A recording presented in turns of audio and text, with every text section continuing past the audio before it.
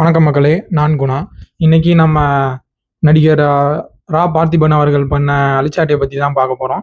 ஏற்கனவே பார்த்தீங்கன்னா த்ரிஷா கிட்ட குந்தவை வீட்டிலே குந்திக்கிட்டு இருந்தாங்கன்னா நல்லா இருக்கும் அப்படின்னு ஒரு மறைமுகமாக வேற ஒரு இதை வந்துட்டு இதில் விமர்சிச்சிருப்பார் அவர் பாணியில்.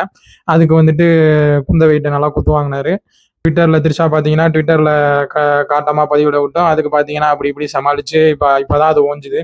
அதுக்குள்ளே பார்த்தீங்கன்னா இப்போ ஏதோ ஒரு அவர் நடித்த ஒரு தெலுங்கு படத்தோட விளம்பரத்துக்கு ப்ரமோஷனுக்கு வந்துட்டு அங்கே போயிருக்காரு. ஹைதராபாத் போயிட்டு பேசும்போது பார்த்தீங்கன்னா இந்த மாதிரி போயிட்டு இந்த மாதிரி படம் நல்லாயிருக்கும், நான் வந்துட்டு தெலுங்கில் வந்துட்டு நடிச்சிருக்கேன், எனக்கு ஆதரவு கொடுங்க, இன்னும் நிறைய நல்ல படம் அப்போ தான் நடிக்க முடியும், அந்த மாதிரி பேசியிருந்தாருன்னா பிரச்சனை கிடையாது.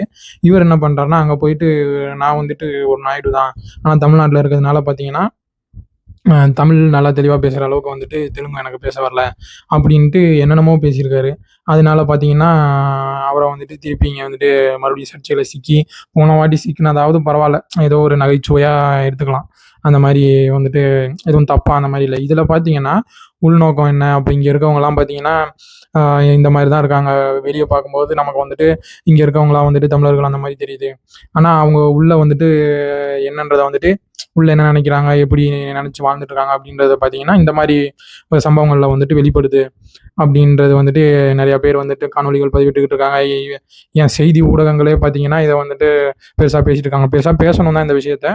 ஏன்னா இப்போ தான் கொஞ்சம் நாளைக்கு முன்னாடி பார்த்தீங்கன்னா இது தொடர்கதை ஆகிட்டு இருக்கு. அதாவது நீங்கள் வெளிப்படையாக வந்துட்டு நான் இதுதான், நான் இப்படி தான் அப்படின்ட்டு இருந்தீங்கன்னா வேற, இங்கே இருக்கும்போது ஒரு மாதிரி, இங்கே வந்து பேர்களை சர்நேமா துணை பெயர்களை பின்னாடி போட்டுக்க கூடாது, குடும்ப பெயர்கள் அந்த வெளிப்படையாக சொல்லணும்னா, மற்ற இதில் ஜாதி பெயர்கள், இங்கே அந்த ஜாதி பெயர்கள் அந்த மாதிரி தான் சொல்கிறாங்க.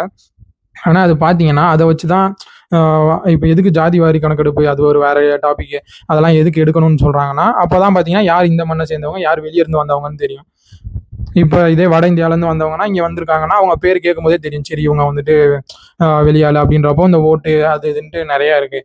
அந்த மாதிரி இவங்க இங்கே வந்துட்டு அடையாளத்தை மறைச்சிக்கிட்டு இங்கே உள்ளவங்க மாதிரி வாழ்ந்துக்கிட்டு இந்த மாதிரி நடக்கும்போது நீங்கள் வந்துட்டு அதை வெளிப்படுத்தும் போது அது வந்து ஏற்புடையதாக இல்லை. அதுதான் வந்துட்டு உண்மை. இப்போ கொஞ்ச நாளைக்கு முன்னாடி கூட பார்த்தீங்கன்னா இதே மாதிரி இன்னொரு நடிகர் அனுபவம் வாய்ந்த இயக்குனருமான இவர் பாக்யராஜ் பார்த்தீங்கன்னா இதே மாதிரி ஒரு நிகழ்ச்சிக்கு போயிட்டு நான் வந்துட்டு கமான் ஆயிடும் அப்படின்றப்போ எங்கள் வீட்டில் அது வந்து சொல்லி சொல்லி தான் வளர்த்தாங்க, நம்ம வந்துட்டு இப்படி இருக்கணும் இப்படி இருக்கக்கூடாது அப்படின்ட்டு. அந்த மாதிரி இங்கே இருக்கும்போது ஒரு மாதிரி, அங்கே போயிட்டு ஒரு மாதிரி, அந்த மாதிரி இருக்கிறது தான் வந்துட்டு ஏற்றுக்க முடியல. இங்கே இருக்கும்போதும் நான் வந்துட்டு இதுதான் அப்படின்ட்டு இது இருங்க, உங்களை யார் என்ன சொல்ல போகிறா அப்படின்றப்போ, இங்கே இருக்கும்போது அந்த அரசியல் அப்படி பண்ணிக்கிட்டு தமிழர்கள் இப்போ அவங்க பார்த்தீங்கன்னா அங்கே போயிட்டு அந்த ஊரில் இருக்கவங்க மற்ற ஊரில் இருக்கவங்கலாம் பார்த்தீங்கன்னா பேருக்கு பின்னாடி அவங்க பட்டத்தை அவங்க அந்த குடும்ப பேரை போட்டுக்குவாங்க. ஆனால் இங்கே வந்துட்டு அதை வந்துட்டு ஜாதி பேர் அது வந்து போடக்கூடாது, நமக்கு மட்டும் இப்படி அங்கே அப்படி, இதை வந்துட்டு முன்னெடுத்த அவங்களோட தலைவர்களாக கூறப்படக்கூடிய வயதானவர்களே பார்த்தீங்கன்னா அப்படி தான் போட்டிருப்பாங்க, அவங்க பேர் பின்னாடியே போட்டிருப்பாங்க. ஆனால் நம்மளை போடக்கூடாதுன்னு சொல்கிறாங்க. இதை வந்துட்டு எதிர்த்து கேட்குறதுக்கு நம்ம வந்துட்டு யாரும் அந்த அளவுக்கு முன்னெடுக்கலை. இனிமேல் அதை வந்துட்டு சாதாரணமாக விடாமல் அதுக்கு நமக்கு என்ன சரியோ அதை நம்ம பண்ணணும். நான் கூட இந்த டீன்ஸ் படம் அவரது போய் பார்க்கும்போது சிலிர்த்து போய் சில்லறையெல்லாம் செதற விட்டேன்.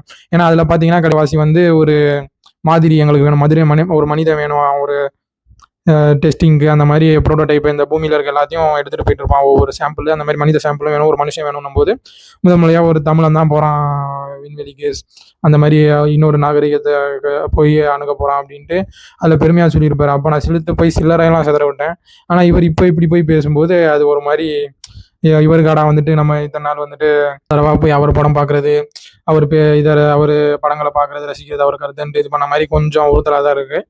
இந்த மாதிரி விஷயங்கள் ஒன்று அப்படி இருக்கணும், நான் வந்து இதுதான் இப்படி தான் இங்கே, ஆனால் இங்கே இருக்கேன், தொழிலுக்காண்டி இங்கே இருக்கேன், பிழைப்புக்காண்டி இங்கே இருக்கேன்றதை வந்துட்டு ஒத்துக்கணும்.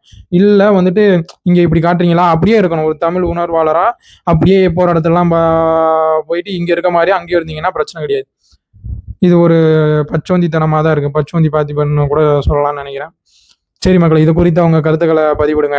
நான் சொல்கிறது உங்களுக்கு வந்துட்டு ஏற்புடையதாக இருக்கா, இல்லை உங்கள் கருத்து என்ன, அவர் அப்படி இருக்க சரிதானா அப்படின்ட்டு எதுவாக இருந்தாலும் உங்கள் பதிவிடுங்க. ஆரோக்கியமான வார்த்தைகளாக இருக்கட்டும். சரி மக்களை, மற்றொரு காணொலியில் சந்திப்போம். நன்றி, வணக்கம், வாழ்க தமிழ்.